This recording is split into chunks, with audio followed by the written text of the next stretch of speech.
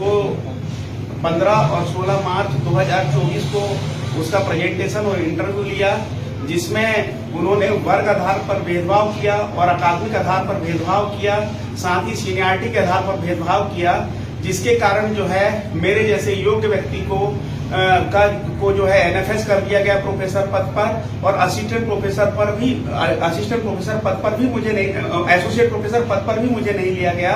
ये एक बहुत बड़ी जो है साजिश है, विडंबना है देश की कि होनहार व्यक्ति जो कि ऐसे वर्ग से आते हैं, जो पिछड़े वर्ग से आते हैं, दलित समाज से आते हैं, उनको नहीं लिया जाता और उनको आगे नहीं बढ़ने दिया जाता, जिससे उनकी जो बढ़त है रुक जाती है और वह आगे अच्छे पोस्ट में नहीं जा सकते हैं और अपने अच्छे से अच्छे जो कर्तव्य उसको मिलते हैं भविष्य के प्रोफेसर बनने के बाद, वो कर्तव्य यदि उससे वह वंचित हो जाते हैं। तो इसीलिए जो है मैंने आज की प्रेस वार्ता बुलाई है, ताकि आदरणीय जो प्रेस है मैं उनके सम्मुख ये बात रख सकूं। आपका मैं सभी का स्वागत करता हूं जो आप मेरी प्रेस वार्ता पर यहाँ पर आए।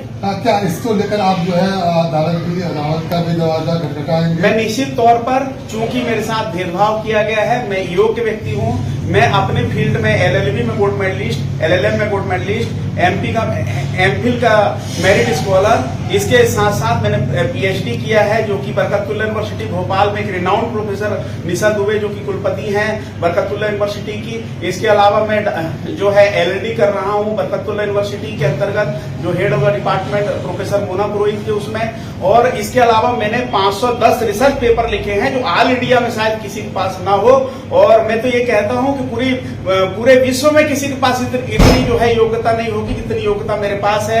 मैंने 40 से ज्यादा पुस्तकें लिखी है, मैंने कई जो है आमंत्रित जो है लेक्चर दिया है, लगभग 80 से ऊपर मैंने लेक्चर दिया है।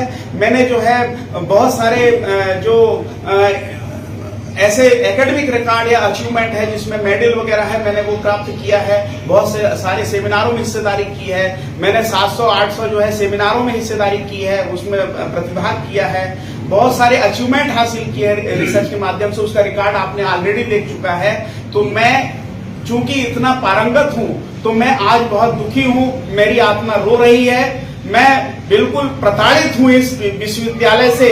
मुझे जब से मेरी नियुक्ति हुई है 2010 से, मुझे किसी कमेटी में नहीं रखा जाता, मैं बहुत परेशान हूं। मैं आप लोगों से विनती करता हूं, देश के नागरिकों से विनती करता हूं, देश की न्यायपालिका से विनती करता हूं, माननीय प्रधानमंत्री से विनती करता हूं, माननीय योगी जी से विनती करता हूं कि मैंने ऐसा कौन सा अन्याय कर दिया था इस धरती पे पैदा होके, इस भारतवर्ष में पैदा होके मैंने कौन सा अन्याय कर दिया था जो आज मेरे जैसे योग्य व्यक्ति को काशी हिंदू विश्वविद्यालय जैसी जगह पर जो है एक बिल्कुल तड़पती हुई मछली की तरह छोड़ दिया गया है। मेरे साथ अन्याय किया गया है और इस अन्याय का मैं जो है माननीय न्यायालय के समक्ष प्रत्युत्तर देना चाहता हूं। मैं इस विश्वविद्यालय से बहुत दुखी हूं। मैं महामना की धरती में बैठा हूं, महामना की बगिया में बैठा हूं, महामना को मैं देखता हूं, उनके जीवन को जीता हूं। मैं हर महापुरुष की परिकल्पना को साकार करना चाहता हूं।